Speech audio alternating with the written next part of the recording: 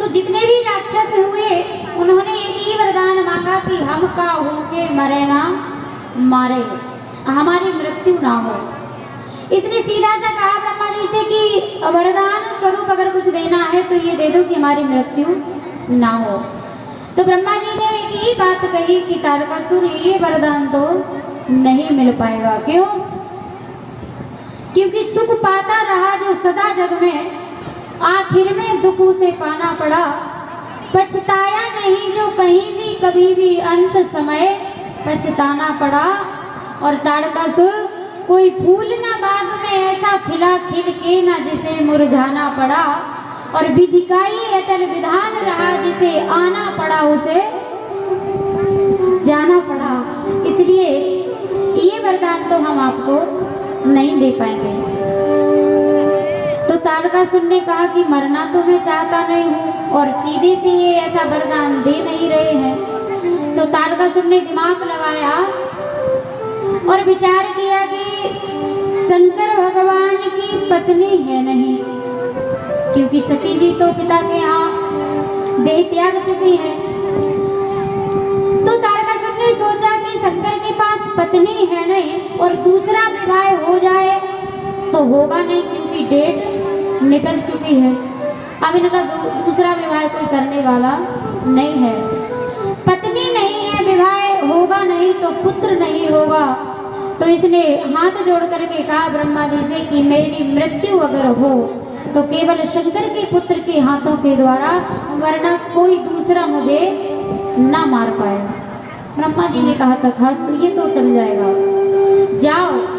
अगर आपको कोई मारेगा तो वो शंकर का पुत्र, अन्यथा दूसरा आपको कोई हरा भी नहीं सकता। मारने की तो बहुत दूर की बात है। तारकासुर प्रसन्न हो गया। क्यों? क्योंकि मैं तो अमर ही हो गया। शंकर के पुत्र नहीं है और पुत्र नहीं है तो मेरी मृत्यु नहीं होगी, तो मैं तो अमर ही हूँ। जब इसे वरदान मिला तो सबसे पहले इसने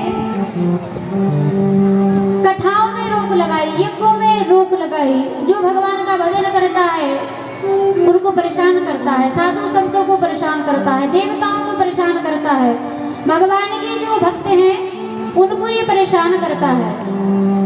और ध्यान देना, पाप जब जब बढ़ता है तो पाप का जो वजन होता है, पाप का जो बोझ होता है, वो धरती माँ को ही तो उठाना पड़ता है। हम अच्छा कर्म करें तब भी इसी की गोद में रह करके, बुरा करें तब भी इसी की गोद में रह करके हम करते हैं। और पाप जब बढ़ा तो धरती माँ को बोझ लगने लगा, तो धरती माँ भी दुखी हुई और दुखी होकर के एक दिन देवताओं से प्रार्थना की कि प्रभु अब तो हम बड़े परेशान हैं, क्या किया जाए? तारकासुर बड़ा उत्पात मचा रहा है। देवताओं ने कहा कि जो आपका हाल है वही में हम सबका हाल है। क्यों? तो धरती माँ ने कहा कि तुम जाकर के लड़ते क्यों नहीं हो? देवताओं ने कहा कि जब हमें पता है कि हमारे हाथों के द्वारा ये मरेगा नहीं तो लड़ने से कोई फायदा नहीं, तो फिर क्यों लड़े? देवताओं ने कहा कि हम भी बड़े परेशान हैं। तो कहा कि फिर करना क्या चाहिए, क्या किया जाए? सारे देवी देवता एकत्रित होकर के धरती माँ गाय का रूप धारण करके आज विचार किया कि क्यों ना भगवान के पास जाया जाए, हरि के पास जाया जाए, नारायण को बुलाया जाए। तो देवताओं ने कहा कि कहाँ तक जाएंगे, एक काम करो यहीं पर बुलाओ, क्योंकि भगवान को जहाँ जिस स्थिति में बुलाया जाए भगवान वहीं आ जाते हैं। एक काम करो, सब लोग एक ही आवाज में आज भगवान नारायण को बुलाते हैं। सारे देवी देवता एकत्रित होकर के हाथ जोड़ करके सब कहते हैं कि भगवान तुम्हारी दुनिया में हम देव सताए जाते हैं। दुनिया में हम देव सताए जाते हैं।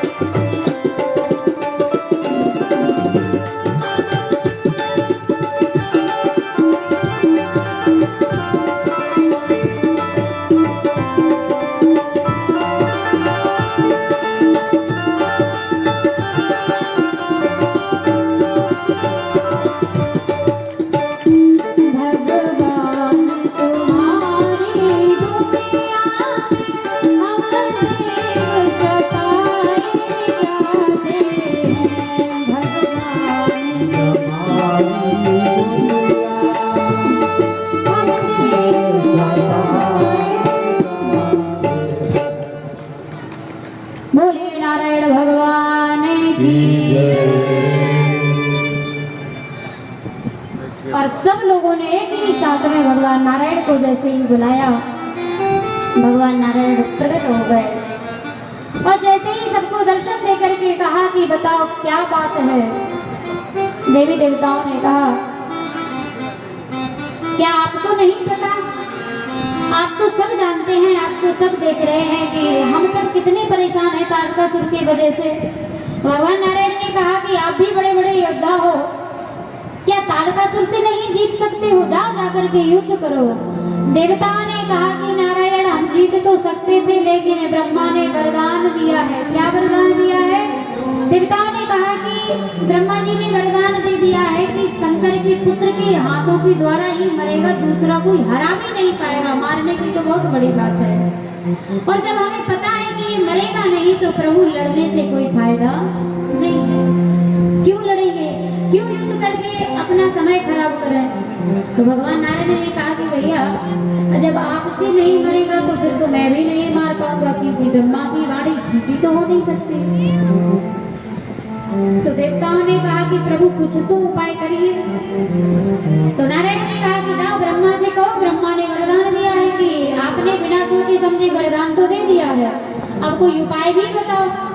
ब्रह्मा जी को बुलाया गया। ब्रह्मा जी ने कहा कि देखो वरदान तो मैं दे चुका हूँ बिना सोचे समझे, लेकिन इसका उपाय मेरे पास नहीं है। मैंने अब तो वचन तो दे ही दिया है, अब करूँ क्या।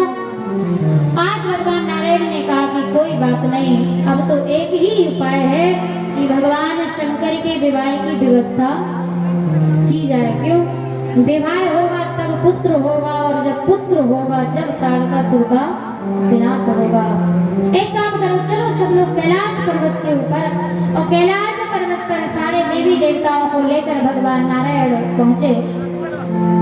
भगवान शंकर के सामने जाकर के खूब शंकर जी को बुलाया, लेकिन महादेव तो नेत्र बंद करके समाधि में लीन है। भगवान नारायण ने आवाज लगाई, शंकर ने नहीं सुनी। देवताओं से कहा जाओ जाकर के जगाओ शंकर को।